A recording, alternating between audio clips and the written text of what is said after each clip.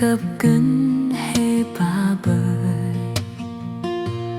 bằng đồn khăn thức ăn hè quê ngân nghe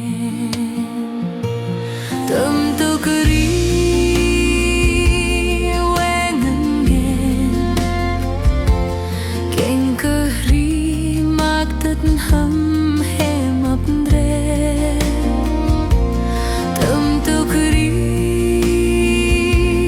quê ngân nghe ta cứ đi quê ngân hè tâm mập đê tâm tư cứ đi hè ghé nấu râm prơ nông prơ quê phung tâm khơi ghé nấu về đi hè màu hôm rơi cất ô nuôi hâm mát bông prơ nấu để nấu rô tâm tư cứ đi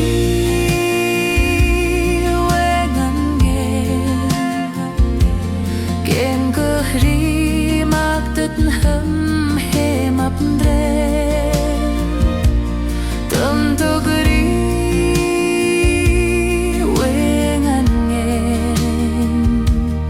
ta cứ đi quê ngân hè tâm mập đê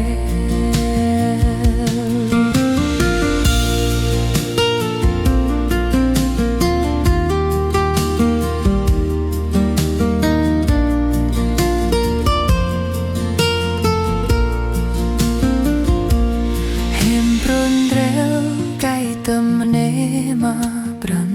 NDU yorlah pangan ma he nau rong te Jeri Yesus